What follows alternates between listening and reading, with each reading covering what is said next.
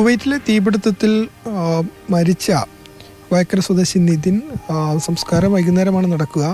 ഏതായാലും വളരെ സാമ്പത്തികമായി അത്ര വലിയ ഉന്നതിയിലൊന്നും ആയിരുന്നില്ല, സാമ്പത്തികമായി വളരെ പിന്നാക്കം നിൽക്കുന്നതായിരുന്നു. അങ്ങനെ ആണ് നിതിൻ 5 വർഷം മുമ്പ് കുവൈറ്റിലേക്ക് പോകുന്നത്. അവിടെ ജോലി ലഭിക്കുന്നു. ആ ജോലിയിൽ കിട്ടുന്ന ശമ്പളം അത് വീട്ടിലേക്ക് അയച്ചു നൽകുകയും അതൊരു വലിയ വരുമാന മാർഗമായി, ഒരു കുടുംബത്തിൻ്റെ ഉപജീവന മാർഗമായി മാറുകയും ചെയ്ത സമയത്താണ് ഇങ്ങനെ ഒരു അപ്രതീക്ഷിത വിയോഗം ഉണ്ടാകുന്നത്. ഏതായാലും ഒരു നാട് തന്നെ, ഇപ്പോൾ നാട്ടിലൊക്കെ സജീവമായി ഉണ്ടായിരുന്ന ആളാണ്.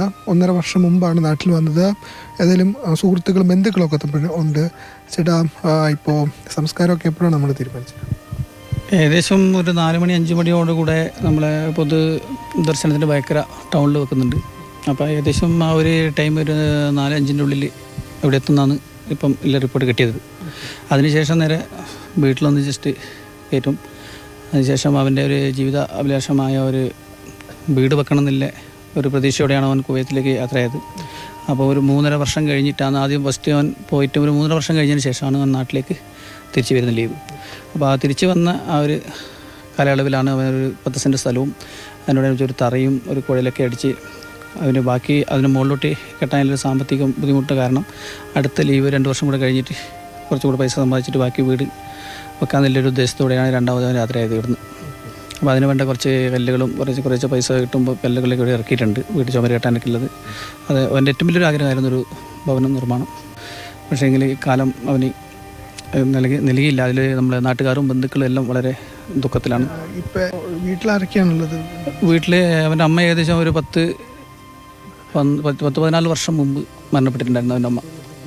അതിന് ശേഷം അവൻ്റെ അച്ഛൻ തന്നെയാണ് ഈ 2 പിള്ളേരും നോക്കിക്കൊണ്ടിരുന്നത് ഈ ഒരു ചെറിയ ഭവനത്തിൽ. അപ്പോൾ അവൻ 2019 പകുതിയോടുകൂടിയാണ് അവൻ കുവൈത്തിലേക്ക് ഈ ചെറിയ വയസ്സിൽ പ്രവാസ ജീവിതത്തിന് വേണ്ടി പോയത്. കഷ്ടപ്പാട് 26 വയസ്സ് ഏകദേശം 5 വർഷമായി ഇപ്പം എൻ്റെ സർവീസ് അവിടെ കുവൈത്തിൽ. ഇവിടെ എന്തായിരുന്നു ജോലി ഉണ്ടായിരുന്നത്? ഇല്ല, ഇവിടെ പഠിച്ചുകൊണ്ടിരിക്കുന്നു. ഏകദേശം ഇപ്പോൾ 26, 5 വർഷം കഴിഞ്ഞാൽ 21 വയസ്സിൽ ഏകദേശം സ്റ്റാർട്ടിങ്ങിൽ തന്നെ പോയല്ലോ ജോലിക്ക്. അപ്പോൾ പഠിച്ചുകൊണ്ടിരിക്കുന്ന സമയത്ത് തന്നെ അവൻ സർക്കാർ ജോലിക്ക് അപ്ലൈ ചെയ്തിട്ടുണ്ടായിരുന്നു. പക്ഷേ അതിനിടയ്ക്ക് സാമ്പത്തിക ബുദ്ധിമുട്ട് ഇതെല്ലാം കാരണം കുവൈത്തിലേക്ക് ഒരു വേക്കൻസി കിട്ടി. അങ്ങനെ ഡ്രൈവർ വിസയിൽ, ലൈറ്റ് വെഹിക്കിൾ ഡ്രൈവർ വിസയിലാണ് അവൻ കുവൈത്തിലേക്ക്. നാസർ മുഹമ്മദ് അൽബത്ത കൺസ്ട്രക്ഷൻ കമ്പനിയാണ് അവൻ ഡ്യൂട്ടി ചെയ്യുന്ന കമ്പനി.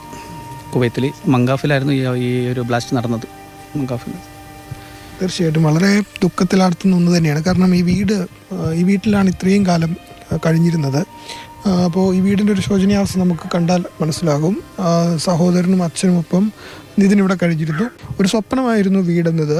ആ സ്വപ്നം യാഥാർത്ഥ്യമാക്കാൻ കഴിയാതെ ആണ് ഇപ്പോൾ നിതിൻ്റെ വിയോഗം സംഭവിച്ചിരിക്കുന്നത്.